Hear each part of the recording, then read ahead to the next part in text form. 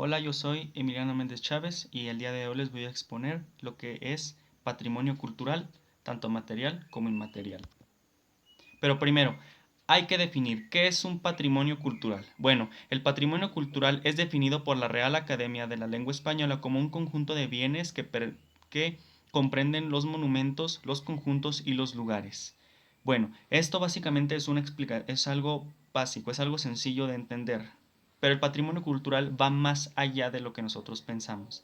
El patrimonio cultural viene siendo todo esto que identifica a una nación, todo esto que caracteriza a un pueblo, sus costumbres, sus tradiciones, sus usos, sus diferentes instrumentos con los cuales cocinan, sus edificaciones, su tipo de infraestructura en la cual ellos viven. Todo esto forma parte de un patrimonio cultural. Pero este se divide en dos, tangible e intangible, o material o inmaterial. Bueno, de la forma en la que ustedes lo quieran llamar. Vamos primero a definir qué es tangible. Es fácil, es algo que puedes tocar, es algo que puedes sentir, como por ejemplo una pirámide, una diferentes vasijas, diferentes formas en las cuales diferentes cosas que tú puedes tocar, puedes sentir. Y el intangible, que vendría siendo como tanto así como digamos conocimiento, tradiciones, bailes y diferente música, todo esto que como que tú no puedes sentir como tal es lo que forma el, el patrimonio cultural intangible.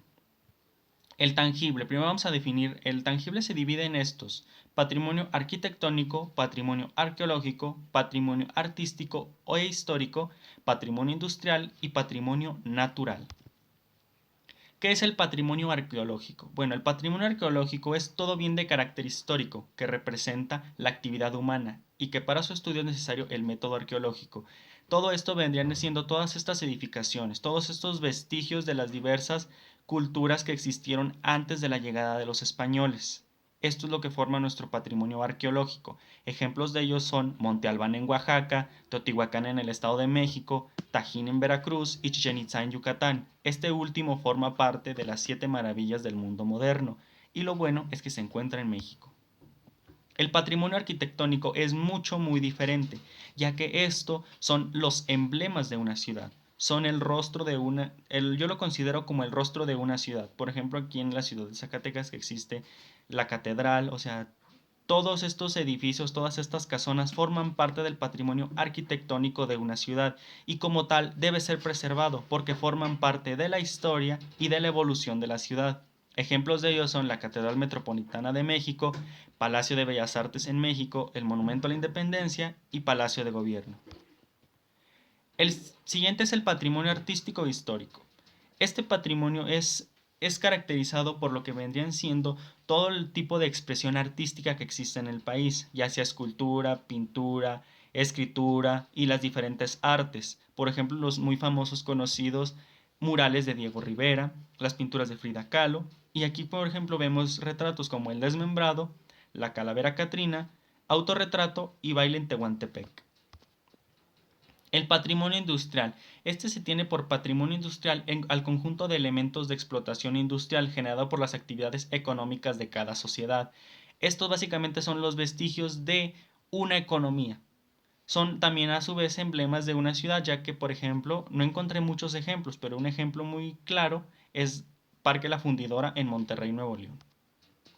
El patrimonio natural. Este patrimonio yo lo considero que es uno de los más importantes de cada nación. El patrimonio natural de la humanidad es un título otorgado por la UNESCO. Posteriormente vamos a hablar de qué es la UNESCO, a diversos lugares a lo largo del planeta que existen en el mundo o que se han producido sin intervención del ser humano. Estos son la cara de un país. Son las formas más bellas de expresión de la naturaleza. Ejemplos de ellos son las islas del Golfo de Baja California, la Reserva de la Mariposa Monarca, el Pinacate y Gran Desierto de Altar y el archipiélago de Revillagigedo. Estos lugares también se caracterizan por ser áreas naturales protegidas con la finalidad de proteger y preservar a las plantas y animales que habitan en ciertas áreas. Pasando al otro tipo de patrimonio, el intangible, que se compone de tradiciones y expresiones orales, arte y espectáculos, usos sociales, rituales y actos festivos, técnicas artesanales tradicionales.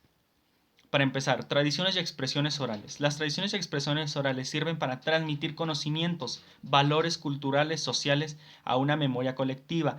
Esto no lo aprendes en una escuela, esto no se aprende en un libro, no hay como tal una edificación de esto, esto lo aprendes en tu comunidad, esto lo aprendes en tu propia casa. Ejemplos de esto son el Día de Muertos, la Catrina, el Día de la Revolución y las posadas. Algo que sinceramente no te muestran como tal en la escuela, pero tú aprendes su valor, entiendes su significado y entiendes el valor que tiene para una comunidad. El siguiente, el arte y los espectáculos. Este básicamente vendría siendo también a su vez todas las expresiones del arte que existen en nuestro país, como son la música tradicional, la danza y el teatro, por mencionar algunos ejemplos. Los usos sociales, rituales y actos festivos. Estos son un conjunto de prácticas y pautas y reglas del comportamiento generalmente admitidas en una sociedad. O sea, esto vendría siendo como los lineamientos que te genera la sociedad.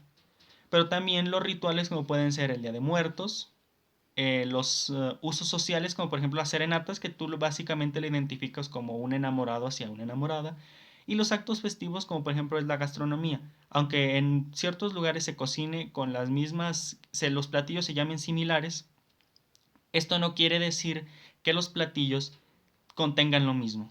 Cada platillo en cada diferente región de nuestro país es diferente.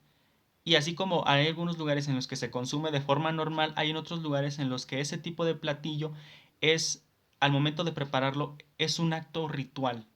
Es una forma de ofrecer algo a la madre naturaleza o hacia alguna persona porque es parte de la esencia de las personas. Las técnicas artesanales tradicionales. Estas me parecen muy interesantes porque básicamente esto no lo aprendes en todas partes.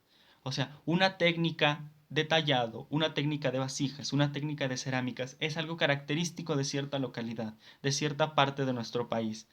Por esto esto básicamente igual no lo aprendes, esto se hereda de generación en generación. Pero, ¿quién se encarga de darles este título? ¿Quién los nombra? ¿Quién es el que designa a cada uno de estos lugares como lo que son? ¿Quién les da el título que tienen actualmente? Bueno, el organismo encargado de esto es la UNESCO. ¿Qué es la UNESCO? Sus siglas son es la Organización de las Naciones Unidas para la Educación, la Ciencia y la Cultura. Vamos a hacer un poco de historia. La UNESCO nació de las cenizas de la Segunda Guerra Mundial, cuando el movimiento de 1945 se celebró en Londres, justo al concluir la guerra, una conferencia de las Naciones Unidas para establecer una organización educativa y cultural. El evento reunió a representantes de 37 estados, entre ellos México, y con el impulso de Francia y el Reino Unido, dos naciones afectadas por la guerra, los delegados decidieron crear una organización destinada a instruir una verdadera cultura de paz con la finalidad de fortalecer la sociedad intelectual y moral de la humanidad e impedir una nueva guerra mundial. Al final de la conferencia, los 37 estados firmaron la constitución que marcó el origen de la UNESCO. Posteriormente, en 1958, se inaugura en París el edificio de la sede permanente de la UNESCO. Actualmente, esta organización tiene 50 oficinas fuera de la sede. Como ya lo dijimos, la UNESCO es una organización perteneciente a las Naciones Unidas y todas tienen la misma finalidad: prevenir una tercera guerra mundial, dotando a las personas con un cierto grado de intelectualidad y moral. Pero ¿cómo funciona? ¿Cómo es que funciona la UNESCO? Bueno, para cumplir este mandato, la UNESCO desempeña 5 funciones principales: estudios prospectivos, es decir, las formas de educación, ciencia, cultura y promoción para el mundo del mañana; el adelanto, la transferencia y el intercambio de los conocimientos basados primordialmente en la investigación, de la capacitación y la enseñanza; actividad normativa, mediante la preparación y aprobación de instrumentos internacionales y recomendaciones; conocimientos especializados que se transmiten a través de la cooperación técnica a los Estados miembros para que elaboren sus proyectos y políticas de desarrollo; intercambio de información especializada. Actualmente, este organismo cuenta con 195 países afiliados y 10 de ellos son asociados. Esto quiere decir que 10 de ellos son los que principalmente son su apoyo económico. Bueno, por mi parte esto sería todo, espero haya quedado claro y espero les haya gustado.